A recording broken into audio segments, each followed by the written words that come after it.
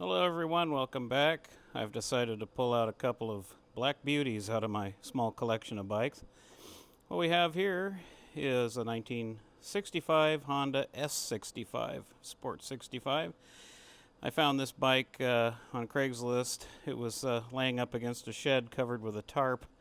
Had been owned apparently by a preacher and quit riding it. Just parked it. I brought it back here to the shop and gave it a sort of cosmetic restoration. Mechanically, it's fine. The engine works great. Transmission works great. It did have some problems. The exhaust was completely rotten, and I was very lucky to find this brand new exhaust system on eBay. And so I knew I needed to buy that. Put the correct tires on it. And that's kind of where it stands. I still have a little bit of work to do on this bike, but otherwise it's in good shape. The other bike is my main focus of the video. It's my Honda C200, otherwise known as an S90 or Sport 90 or Sport Touring 90. Rather interesting bike. Honda began exporting these to the United States in 1965, and this particular bike is a 1964. And you might ask, well, how can that be? Well, the Honda S90 series was released in Japan in 1964. This bike was never intended to come to the United States. It's a Japanese domestic market bike, JDM. The speedometer is in kilometers, as you might be able to see there. Other things like the numbers and whatnot prove that that's all correct. Believe it or not, it has the original exhaust pipe, the original muffler, everything. I just polished it out with a special chrome polish that I have, and it came out looking really great. These bikes were quite popular, but they were also something that Honda was experimenting with. They were a little bit of a dinosaur when they were made. Yamaha in '68, came out with their DT series of bikes and pretty much put the small motorcycle market on its ear.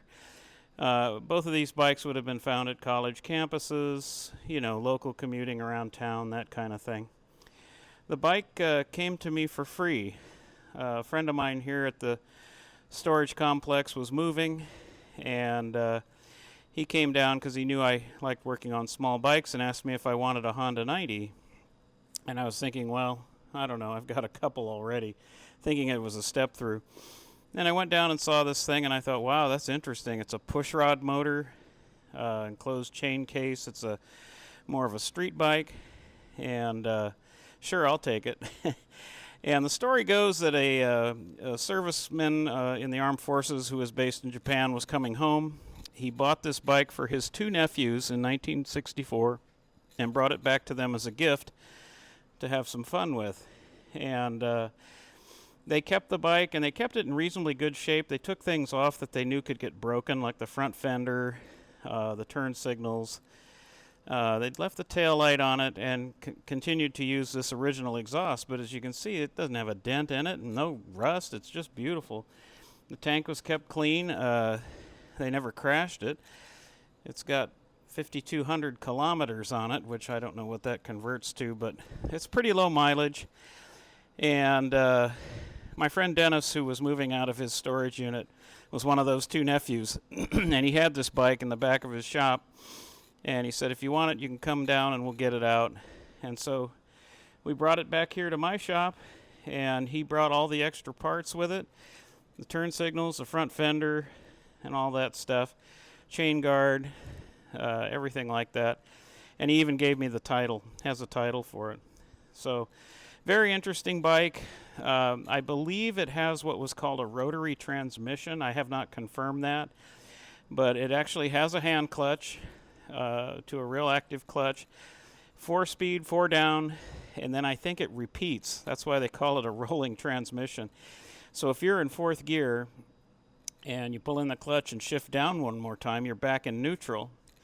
And if you dare to shift down again and don't know it, you'll be back in first gear. So it just keeps going round and round and round. It doesn't stop at fourth gear. So you could actually think you're in third, go to fourth, which would actually be neutral. You think you have a false neutral, you shift down again, and then find out you're in first gear when you drop the clutch, and blow the transmission up.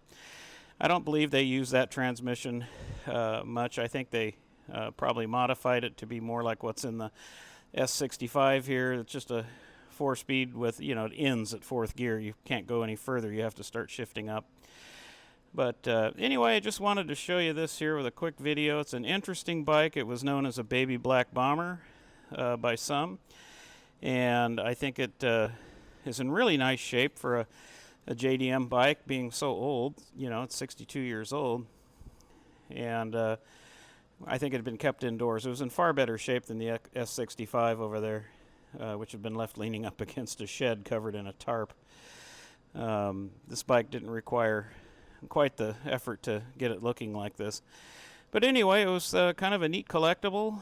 I was gladly surprised to see it wasn't a step through 90, that that it was actually something different, and a pushrod 90 at that, which is just amazing considering that the S65 is an overhead valve, which also has a really strange carburetor on it. As you can see, it's got some return lines from the crankcase. But anyway, it's a bike that I'm not that familiar with history-wise. I don't recall seeing many of these when I grew up in the desert Southwest. Mostly what we had were the Trail 90s and Trail 55s and things. The only thing this bike is missing are the actual rear turn signal lamps themselves. I have the lenses. I don't have the lamps that go inside. They're hard to find. Even when I researched at CMS.nl in the Netherlands, that's the company where I can find all these vintage parts. They didn't seem to have it either. So maybe I'll get lucky on eBay one day and find a set of lamps for those rear turn signals.